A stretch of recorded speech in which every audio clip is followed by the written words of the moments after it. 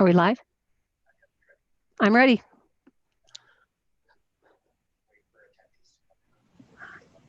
Okay.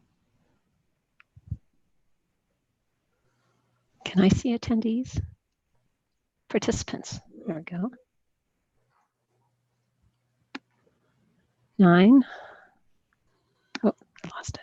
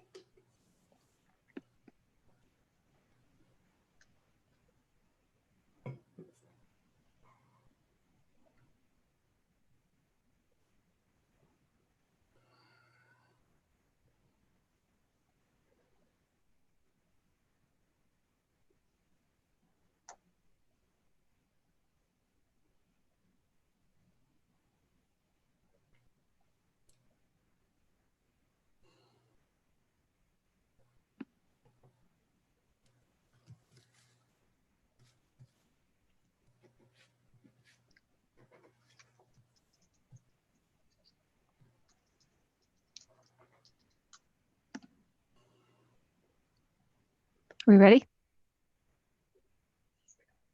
Okay. Okay, we're waiting for a few more folks to join us, and we'll be going on in just a moment or two.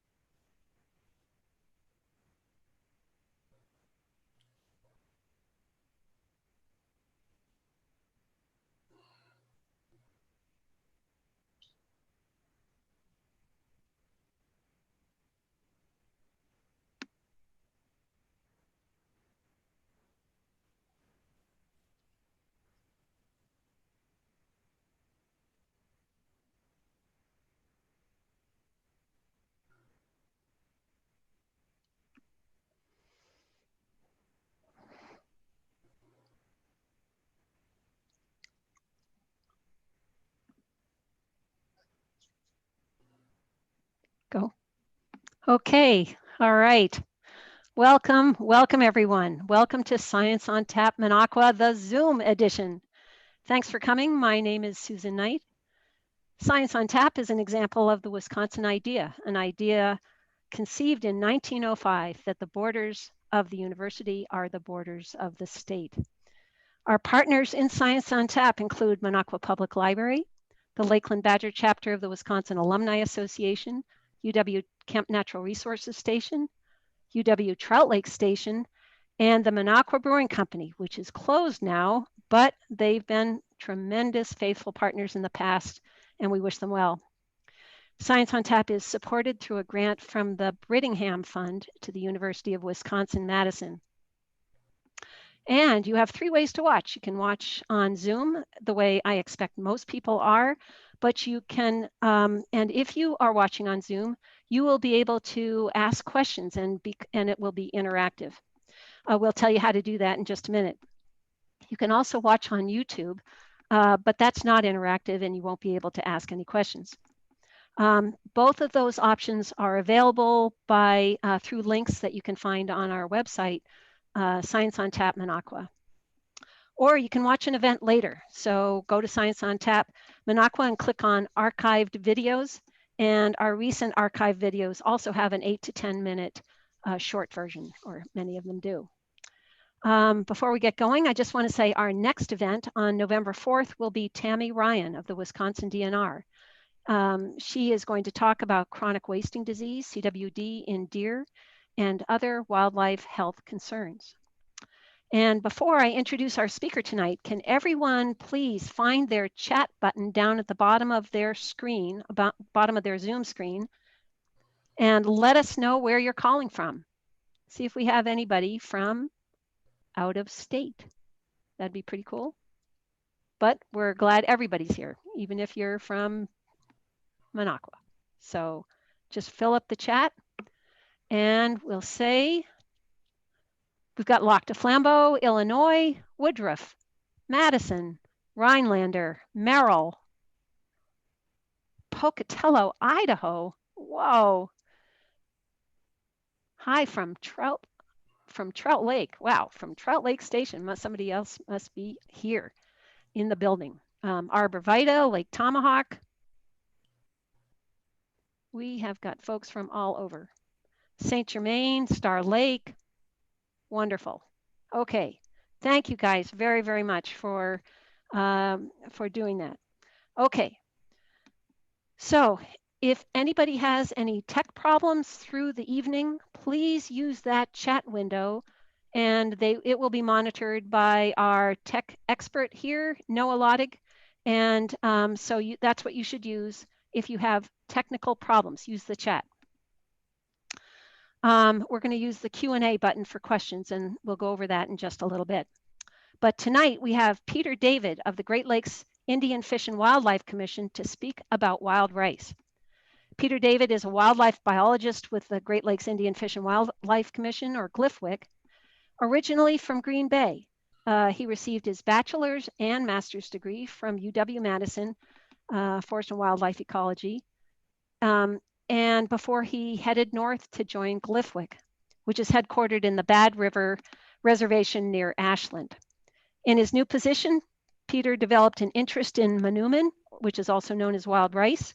He was encouraged and guided by the tribal elders and ricers who shared their traditional ecological knowledge regarding this cultural and ecological treasure.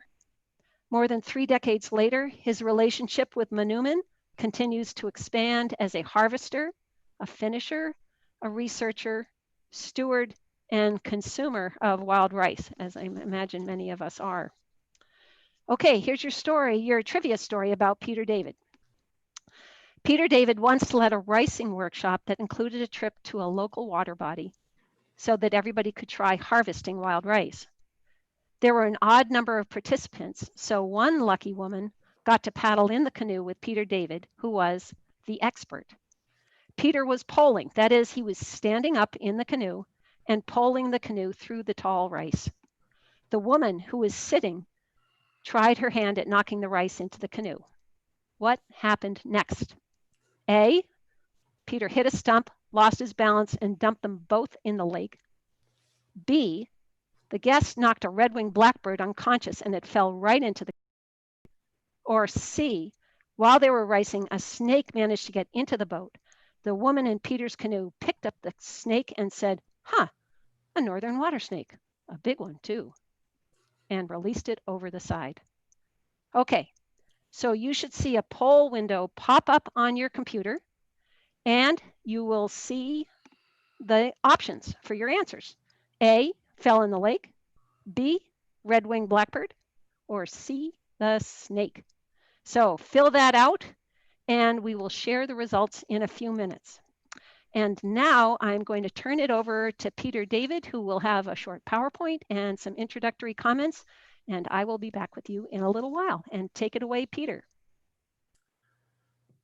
Good evening. Can everyone hear me all right? I can. All right, we'll assume that's the case.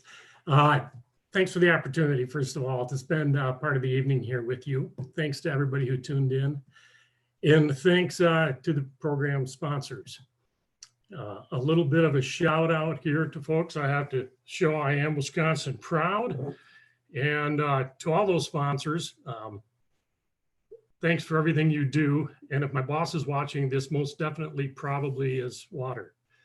So I'll say in the middle of a global pandemic and a national election, and I'm not sure which one of those scares me more right now, I get to talk about manoomin, or wild rice, the good fruit or the good berry in Ojibwe Moin. And at these times, I almost feel like I'm doing a public service announcement to benefit mental health. Wild rice is that wonderful. I will say that when I realized that there was this conflict tonight with the vice presidential debate, I thought maybe some rescheduling was ordered, but they refused to move the debate. So here we are. At any rate, I'd better get started on things. So I'm going to start a share screen. Hopefully this will pop right up. And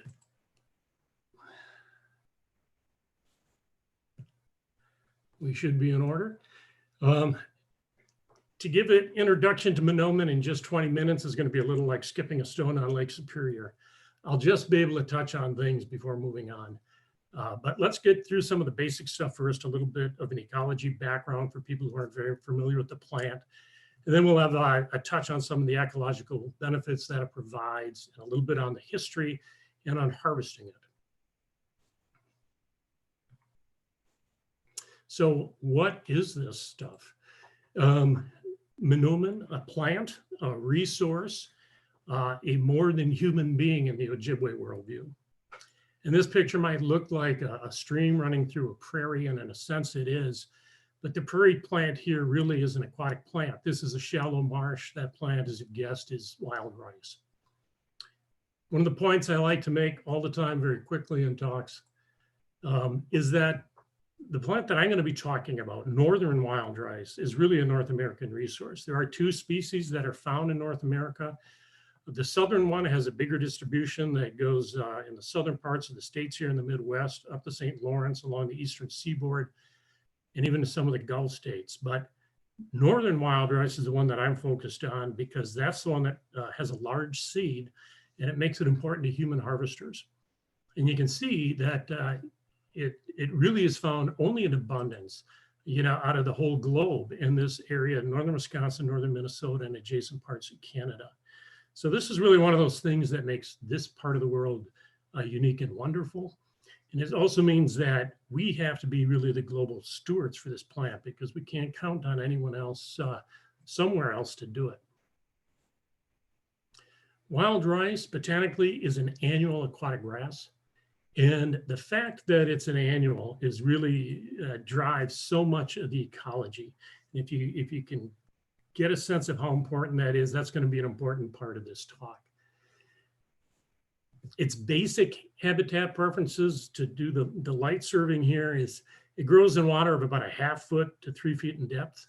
It prefers a rich, organic, mucky substrate, the kind of thing you can push your canoe paddle into, maybe 1 foot or 3 feet. Although it does surprise us sometimes and grows on firmer sites. It also likes annual water levels that are not excessive, but actually year-to-year conditions that are not too stable. And that's a really important thing. If you think of rice as an annual, it's almost a little bit weedy in nature, and it needs occasional disturbances to keep its foothold on the landscape. If conditions are too stable year after year after year, perennial vegetation will tend to outcompete it. The other thing that rice requires, we know, is gently flowing water. And I'm fortunate, I guess, that healthy stands of wild rice have this kind of bright green color that you can make out in some of these images. And so you find rice growing along rivers, especially where the current slows a little bit, where the nutrients and the sediments settle out. You find it on lakes like this one that have an inlet and an outlet. Flowages can be very good habitat. But if this lake, for example, didn't have, if it was landlocked, you wouldn't find rice persisting on that site. Now, because it's an annual, rice beds look very different at different times of the year. In that top left image, very early in the spring, you wouldn't necessarily have any idea that there is rice there, but those seeds are already germinating really pretty quickly after ice out. The top right, rice is in what we call the floating leaf stage. Clever that we are, but that's considered oftentimes a critical life phase. The plant is naturally buoyant, but the roots are not very well developed yet at this point, and it's oftentimes, again, growing in these soft organic mucks. So high winds, high waves, even from boats, can oftentimes readily dislodge the plants, and actually very big storm events can also drown it out again. If it makes it through that, the plant will start to become emergent around the 4th of July. And then as you move down to the bottom left here, this is coming to be, near the end of August or early September, which is the time that the seeds are really maturing. And if you're a rice harvester, that's obviously the time that you really want to be in the rice beds. Rice beds also look very different in different years because it's an annual. And so these pictures, unlike the last ones, were all taken about mid-August, but in 3 different years. And you can see the tremendous variability that takes place. The first rule of TEK, really, that the elders taught me was what they called the 4-year rule. And that was that monomen growing on these lake environments in particular tends to vary a great deal. And in a 4-year period, you could expect 1 very good crop, sort of like you see at the top here, maybe 2 sort of average crops like the lower right, and something that's similar to a failure. This isn't really cyclical, but it is a natural part of the variability, especially on these lake environments. It's less true on the rivers. Now, wild rice is just a tremendous plant ecologically. And there's this traditional Ojibwe term for wild rice beds of Manitou Gitigan, which translates as the Great Spirit's Garden. And I love that wording so much because it captures so eloquently the idea of how monomen supports this great level of biological diversity. And these are just a few of the species that we see commonly associated. Black terns probably don't utilize rice directly except as nesting material, but find all their habitat needs met in rice beds. And black terns aren't doing well in Wisconsin, and there's a pretty good chance if you find black terns, you're going to find rice nearby. Trumpeter swans, a species that has come back, been actively introduced very successfully in Wisconsin. We know that this is a species that is really keying in on wild rice beds for nesting and brood rearing habitat. The bird on the top right, you might be less familiar with, the soar rail. To the Ojibwe, this was known simply as the rice bird. And rice harvesters are very familiar with this bird skittering through the rice beds in the fall when they're harvesting. It was actually another species that was commonly harvested and consumed. And there's these historic records of how delicious they taste after they've been feeding in the rice beds. Muskrats, another species, they feed very much on the green vegetation. They make their homes out of it. And they will probably have sort of a synergistic relationship with waterfowl by opening up actually areas in the solid rice beds that waterfowl will then use. In the center, we have an example of one of the waterfowl species that loves rice. This is a ringneck duck. Because rice grows in that 1/2 foot to 3 feet, both dabbling and diving species readily use it. And rice is probably known to many people actually as a really critical waterfowl food. And I throw the picture in on the lower left, I think just as a reminder of some of the other ecological benefits.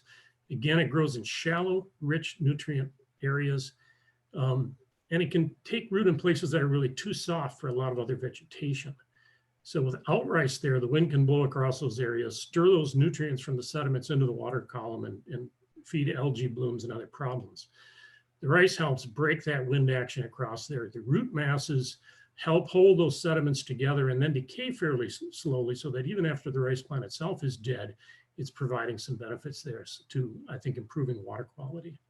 So these are just a few things. You could spend the whole evening just talking about the ecological benefits. Our pat phrase is from moths to moose. Monomen beds just drive biological diversity. Rice has also got tremendous cultural significance. The Menominee tribe in Wisconsin actually takes their name from this plant. They're the wild rice people. The tribes that I work for, the Ojibwe, also known as the Chippewa or the Anishinaabe, have a tremendous cultural connection to rice as well. And it's something that really is connected to Ojibwe identity. And that goes back to the tribe's migration story and the fact that the Ojibwe at one time were actually occupying lands along the eastern seaboard. And prophecies were given to certain individuals that indicated that if they were going to survive as a people, they were going to have to undertake this westward migration. And they didn't really know where they were going. They didn't know how far this was going to take. But the prophecy was that they would be at their destination when they came to the place where the food grew on the water. So this migration took place over an extended period of time, really multi-generational. But eventually this region in the Western Lake Superior region, the wild rice bowl of North America, was reached. And those prophecies were fulfilled. They knew their journey was finally over, and it makes this area a religious motherland to Ojibwe people. Wild rice very quickly came to be really important to European people as well. This was really the food that sort of fueled the development of the fur trade. And you can find a lot of these kinds of quotes that indicated how important it was. They raised potatoes, they catch pickerel and suckers, they have beaver and moose. But the provision they chiefly depend upon is the wild oats, one of the many names that was applied to wild rice, which they purchased in great quantities from the natives. And this probably also meant that wild rice took on a greater importance as an economic crop to Native Americans. Now, because rice also was growing along the rivers and flowages that the voyageurs were using as their highways, you also find a lot of quotes like this one. And I know it's bad form to read these, but I'm going to do it anyway. It says, "We left this bay to enter the river that discharges into it. It's very beautiful at its mouth and flows gently. It's full of bustards, ducks, teal, and other birds, attracted thither by the wild oats, of which they are very fond." I love this quote really for two reasons. One is that I get to say thither, which is something that's pretty rare in my life. But the other is that Marquette was describing leaving Green Bay and entering the mouth of the Fox River, very close to where I grew up. And if you take a look at that landscape today, it looks quite a bit different than the description that Father Marquette shared with us. And it's a reminder that in a lot of ways, over time, the arrival of Europeans has not been a very good thing for many Menominee stands. Another thing that eventually came with Europeans were the treaties. And this shows some of the, a couple of the land succession treaties from Wisconsin, especially the 37 and 42, which were the treaties where our member tribes retained the rights to hunt, fish, and to gather off those lands that they ceded to the United States government. Now, Menominee was such an important thing that it tends to come up in important documents like the treaties. And so if you actually go straight to the Treaty of 1837, this language is in there about the privilege of hunting, fishing, and gathering the wild rice upon the lands, rivers, and the lakes included in the territory ceded is guaranteed to the Indians. This was the only resource or more than human being that was specifically mentioned by name in that treaty, and it gives you a sense of just how important it is. Now, I had mentioned that this is the food that grows on water, and it turns out that as food, this stuff is extraordinary. This is just a small sampling of some of the values that it has. But the list really goes on and on. In fact, this is one of the best things you can put in your body, especially in this part of the world. More overall nutrition than any other food that was available to the native diet in this region. And as I'll show you in a minute, it also had this really important quality that when you went through all of the right steps with it, you could preserve it and use it relatively indefinitely. So when you were in hard times, when the fish were hard to catch, when you didn't have luck getting deer, when the snow was deep, this was the food stuff you hoped that you had a supply to get you through hard times. And there's a tremendously long history of harvesting wild rice. And I want to show you some of that. Some older images sort of contrasted with some things more contemporary, but you'll see things haven't changed really very much. Ricing is typically done with two people working together. There are different seating arrangements used. Probably the most common one isn't shown here actually, where the person harvesting the rice is on the front end of the canoe facing the back.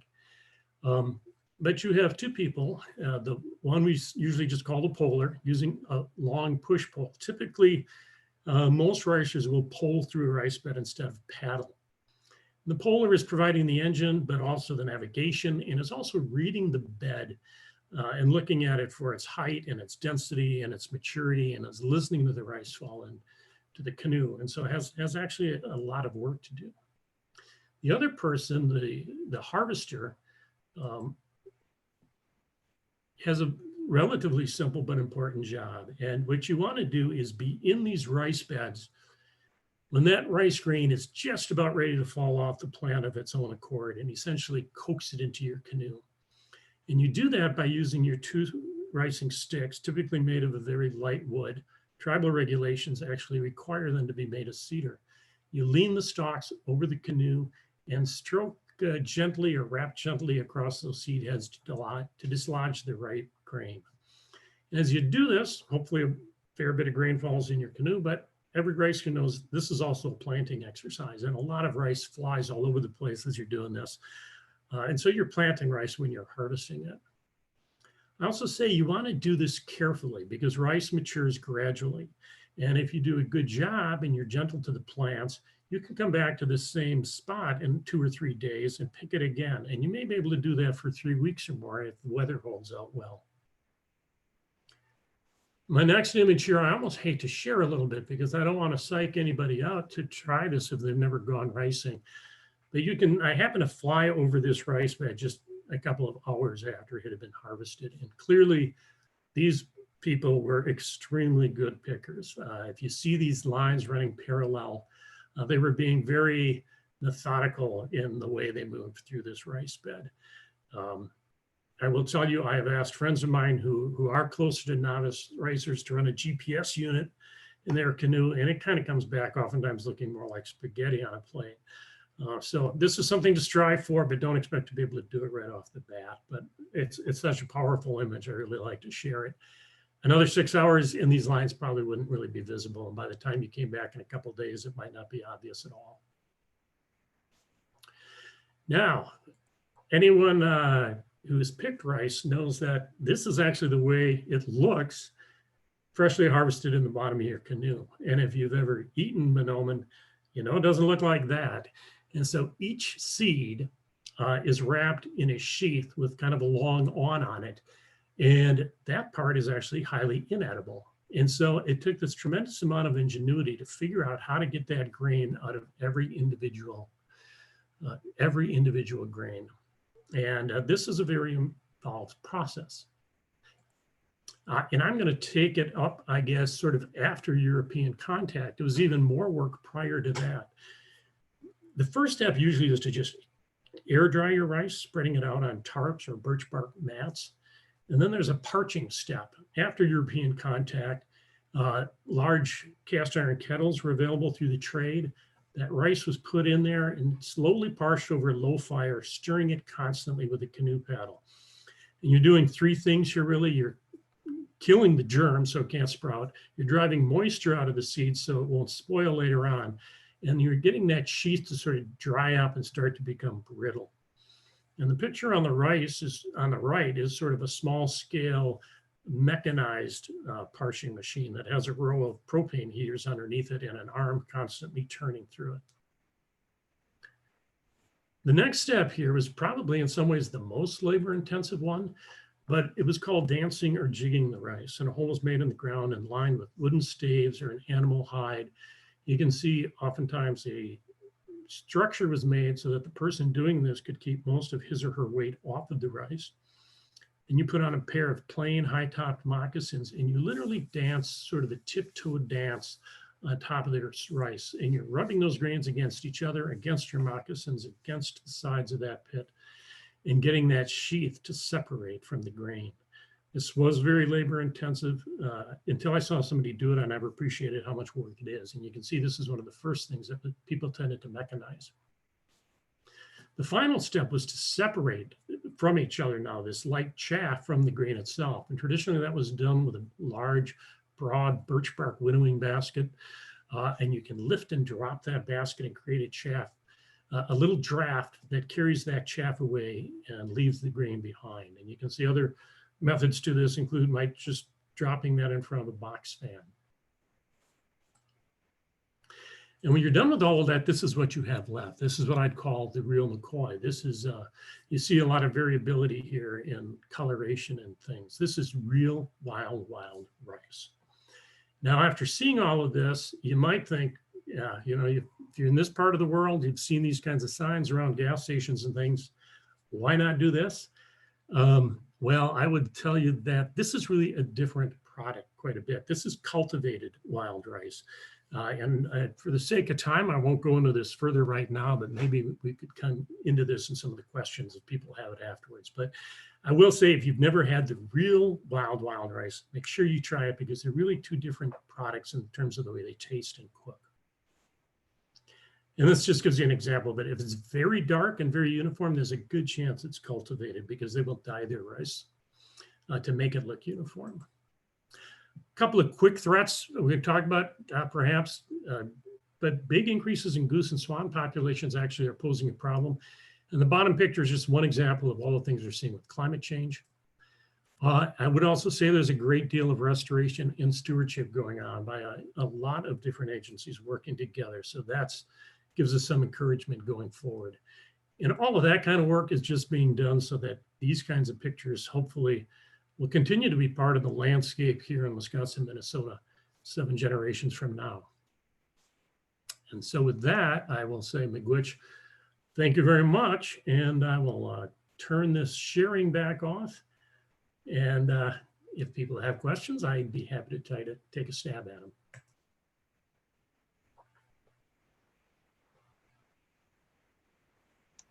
Okay, are we good? All right, thank you, Peter. That was a fabulous introduction to wild rice, and I think there'll be lots of questions.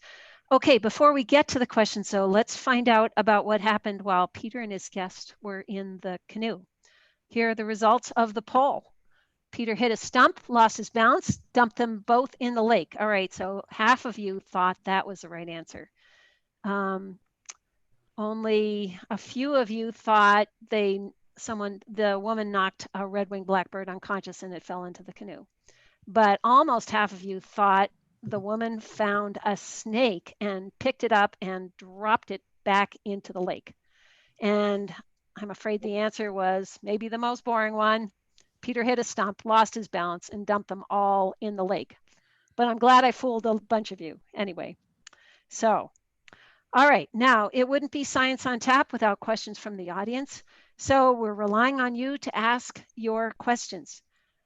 Please find and click on your Q&A button, not the chat, but the Q&A button.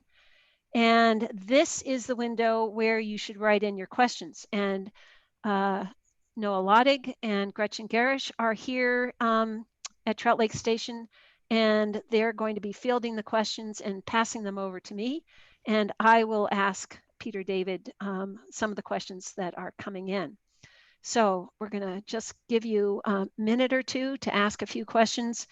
And let's see if we've got any. I'm going to go just left over from the chat is we had some people from Rockville, Indiana, Arborvita, Lake Tomahawk, St. Germain, Star Lake, another St. Germain, and everything, and Ironwood, Michigan. Great.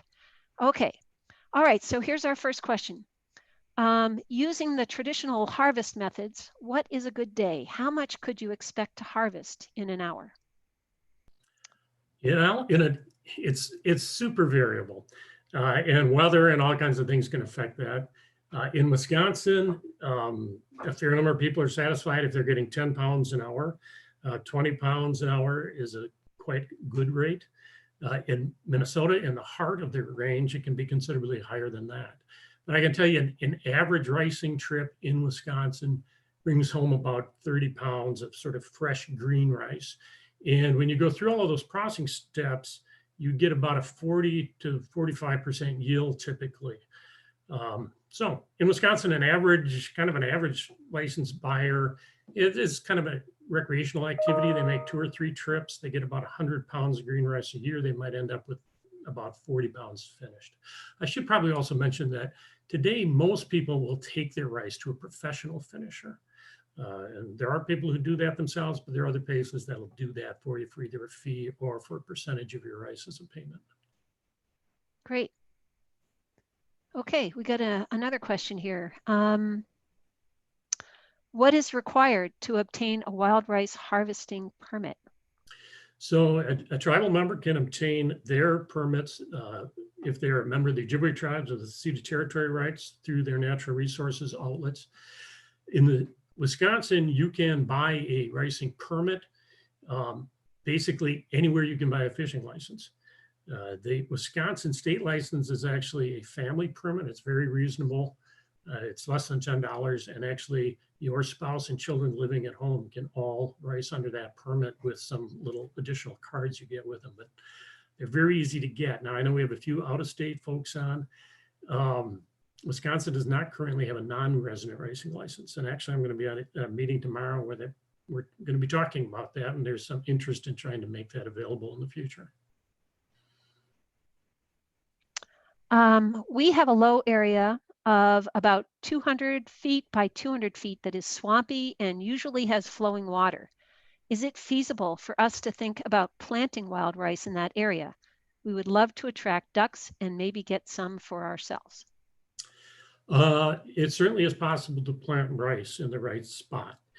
So it's a little hard, with a limited description, but we have done a lot of seeding of rice, working through our efforts with cooperative agencies, and have expanded, I think, a fair bit in Wisconsin, in northern Wisconsin in particular. So it is possible. I would actually suggest that you contact me.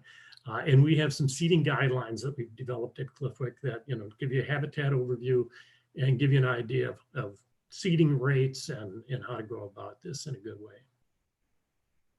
Great. Okay, here's another question. Where can you find the wild rice harvested to try? Yeah, it's not that terribly easy.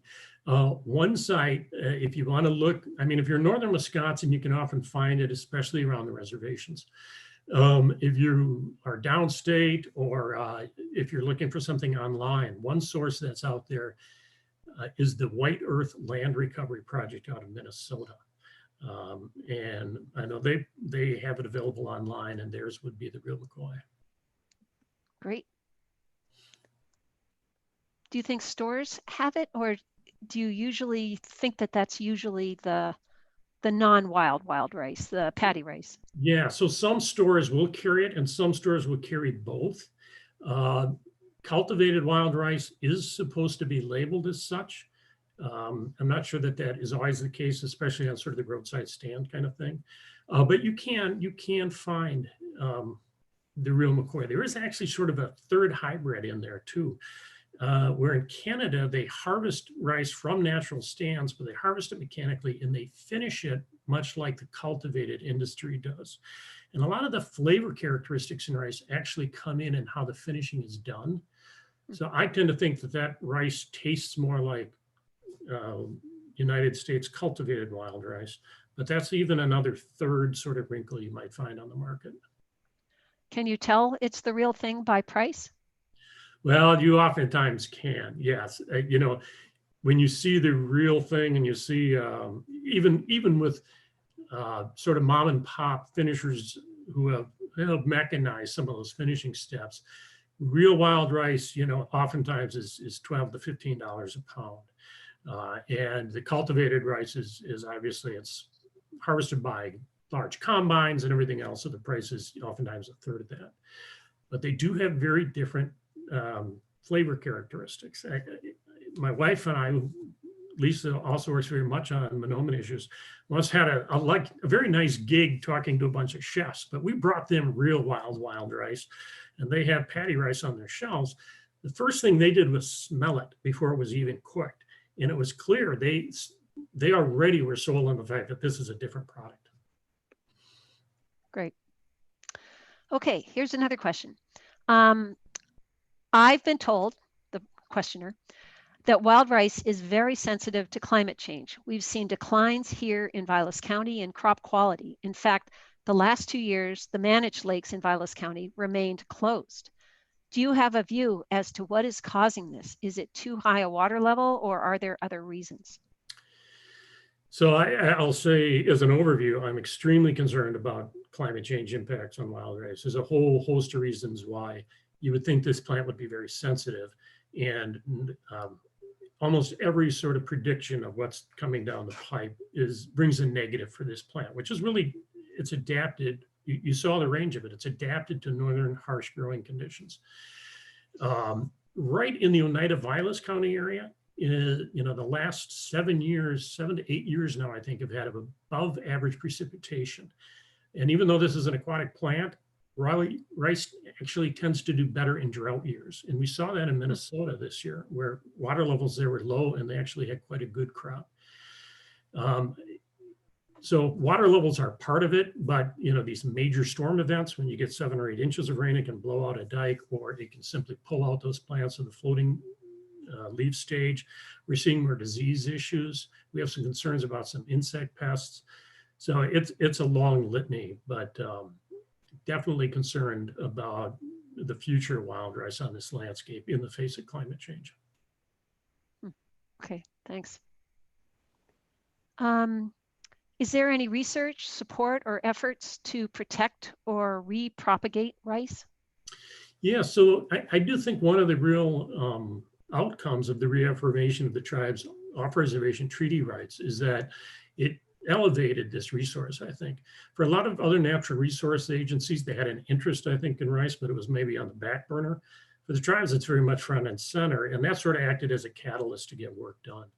And so we have worked with our member tribes, with Wisconsin DNR, very much with the Forest Service, counties, you name it.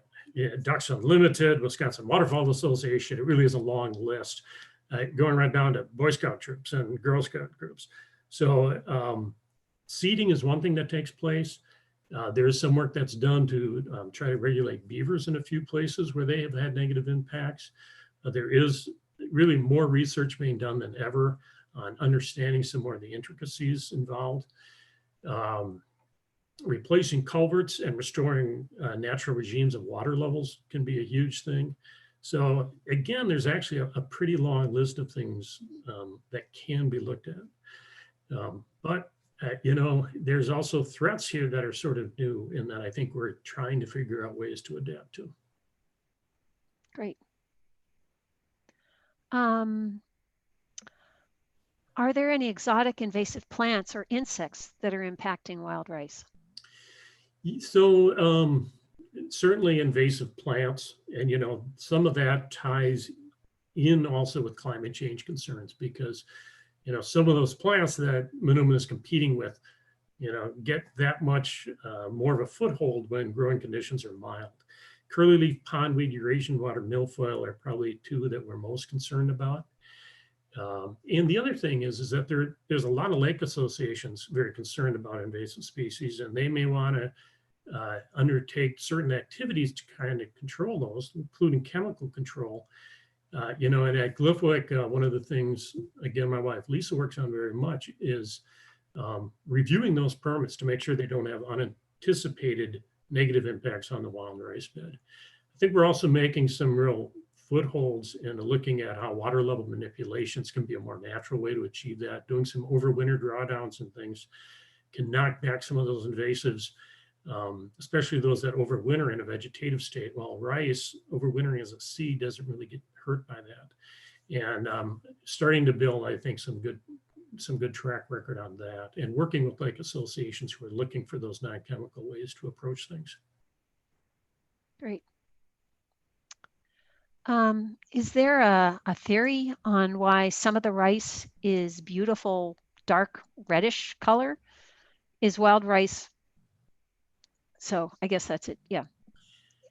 Yeah. So, and I assume the caller is talking maybe more about the seed heads themselves than sort of the finished rice that you see. And it is a curious thing. You look out sometimes at rice beds and you see these different colored heads, especially sort of green heads and red heads. And truthfully, as far as I have been able to see in the literature or observed ourselves, it's almost like a color variation, like the two color phases of rough grouse. It doesn't seem to indicate maturation, although the dark ones might mature a little earlier, but it's not like the green ones become red as they become more mature. So yeah, it's a little bit of a mystery, really. Okay. Is wild rice at all related to white rice, like in Asia, or are they vastly different phylogenetically? They're not terribly closely related, and I'm not an expert on this. I think they're in different genus, certainly. And I think they might, if you're looking for layman's terms, they might be more like distant cousins than anything closer than that. Okay. So with a decline in wild rice, do you think there's a problem with genetic diversity, like there is a problem with lack of genetic diversity in rare mammals? That's a really good question, and I don't have a very good answer for it. There hasn't been a great deal of genetic work done with monomen, and that's changing. It's interesting. We work a little bit in Minnesota, in Wisconsin, and in Michigan, and the rice abundance in all those states is very different, and it's sort of on a gradient. Minnesota, many of the tribes have actually been opposed to genetic research because they're very concerned about it being used in the paddy wild rice industry, and are concerned about actually artificial genetic manipulation to a plant that was seen as a gift from the creator and given in its perfect form and shouldn't be manipulated.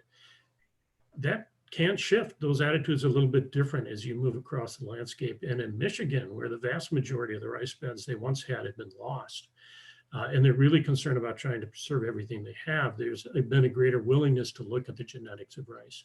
We did one small study a number of years ago and had some concern that because we've lost a lot of rice beds, maybe gene flow between populations isn't nearly as good as it once was.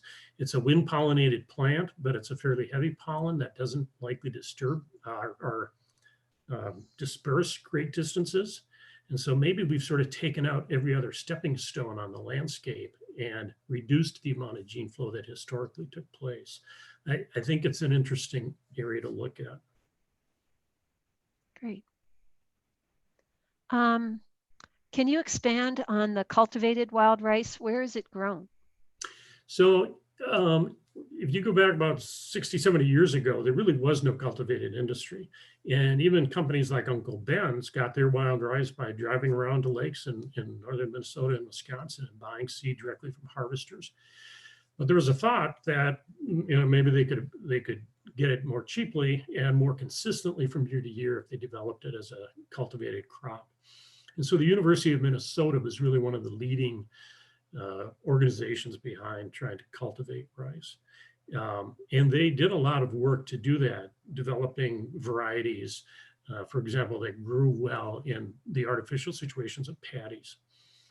It turns out that actually after they did a lot of that work, that California growers stepped in. And California is actually the biggest grower of cultivated wild rice today.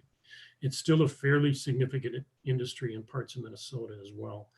Really not present in Wisconsin. Why isn't it present in Wisconsin, do you think? Probably part of it is just the economics of it. Wild rice is at the core of its range in Minnesota, and even there, the natural wild plants, they tend to grow more robust. They produce more seeds per stem, and so the yields, I think, are higher than we would find if it was pursued harder in Wisconsin. Okay. With regard to your comment on geese and swans being problematic with wild rice populations, is this because of overpopulation of the birds or because of the loss of rice due to other factors? Well, it's probably a synergy there again, but you say geese and swans, they're a natural part of the landscape, right? How big a problem can they be? But I'll say it's really been interesting. Both of those species were extirpated from Wisconsin. And when I started my career, and you talked about goose hunting regulations, it was entirely based on migrant geese coming out of Canada in the fall. Today, the majority of the geese harvested in Wisconsin are actually breeding here. And in northern Wisconsin, I think the most recent estimate is about 60,000 geese. That's before the young are born. We're up to about 6,000 trumpeter swans, mostly in northern Wisconsin. And there's only about 5,000 to 6,000 acres of wild rice, and they hit it very hard. And we have found places that literally look like somebody went through with a weed whip and cut the plants down. And so those plants are probably not producing seed, or at least a reduced amount of seed compared to plants that aren't that on. But we also find that beds that are stressed for other reasons and maybe are sparser, those are the ones that the geese really take advantage of. They like to move through those.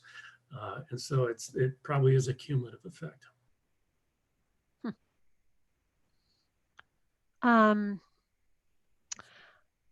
This caller said, I have occasionally found a growth on the rice kernel that looks like a swollen grain, almost like a beetle. What would this be? So that's an ergot. It's sort of like a smut on corn, and they do have some unusual medicinal qualities. They're nothing you really want to consume, but they tend to be pretty easy to separate out of your rice in the finishing process. Most people also rinse their rice a little bit before they cook it, and those will tend to float to the surface, and you want to skim those off. Yeah, they're a natural part of the landscape. My experience is it seems like there's a few water bodies where they seem to be much more prevalent than on others, but nothing to be particularly concerned about, and have been around as long as I know.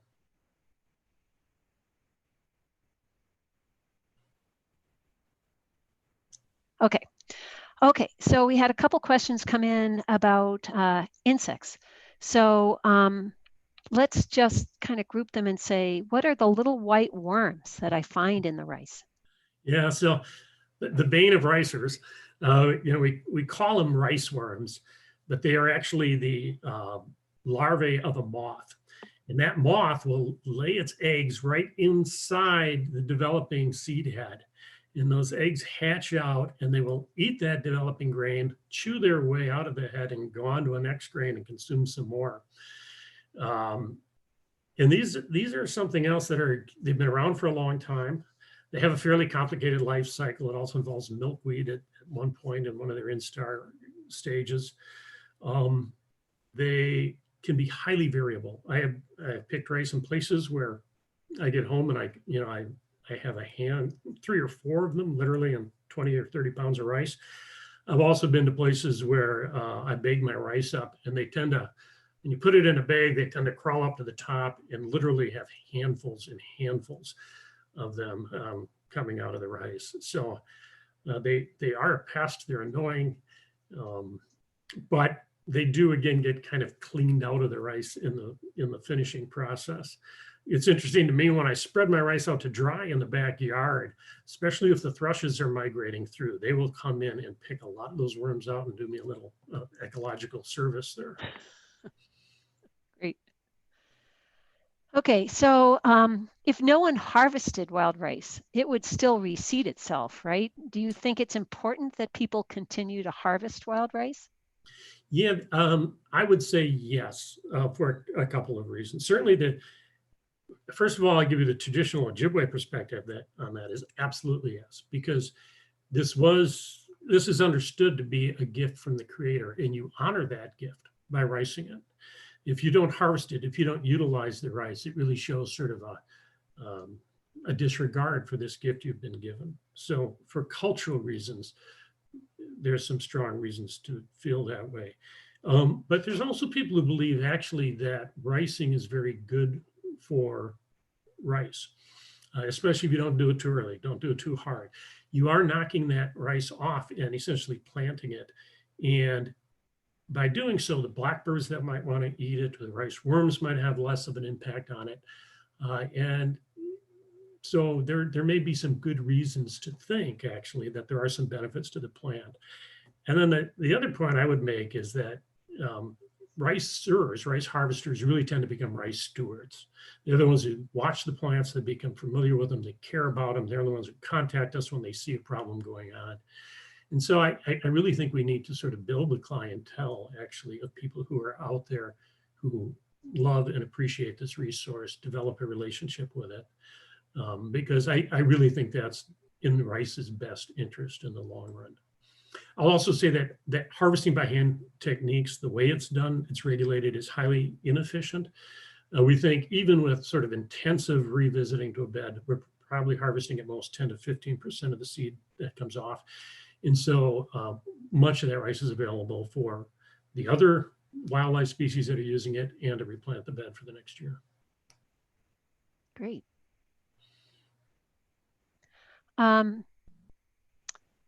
So I guess this is kind of similar. Is there any concern from overharvesting in northern Wisconsin. Well, you kind of just answered that. So is this somehow regulated through the permitting process? Or how does that interact? Good question. First of all, I'll say that, rice harvest prior to European contact was very intensely regulated by tribal rice chiefs, really more intensely regulated than it is today. There are some concerns about ricing impacts, and the biggest being that if you get in the rice bed too early, before it's really ripe, and you knock those seeds off before they're fully developed, then you're probably having some negative impact because those seeds probably have a lower germination rate the following year. And so that's addressed in some places by what we call date-regulated lakes. So in Wisconsin, the regulations vary a little bit, or at least on one point, depending on whether a water is date-regulated or not. If a lake is on the date-regulated list, you're not allowed to harvest it until that site has been opened up each year. And theoretically, that decision is made cooperatively between a tribal rice chief and a DNR authority. But largely, the state has deferred to the tribe's expertise on this in recent years. So on those waters, you have to wait for them to be opened up. And the best waters really to regulate that way are those that are heavily harvested and late to mature. And there's a fair variability in maturation. Some lakes will ripen a week or 2 weeks really before other lakes do. And so if you go to the wrong lake at the wrong time, you can have some negative impacts. There are other places in the state where the decision, whether the rice is ripe or not is really left up to the discretion of the ricer. But those tend to be places that have less ricing pressure on them. Okay. How can someone get started ricing? Are there helper programs or resources to bring newbies onto the water? It kind of depends on where you are, but yes, but you probably have to hunt for those experiences a little bit at this point. Tribes have done programs at certain times. School programs are being developed more and more frequently, both in the tribal and non-tribal community. And there are programs that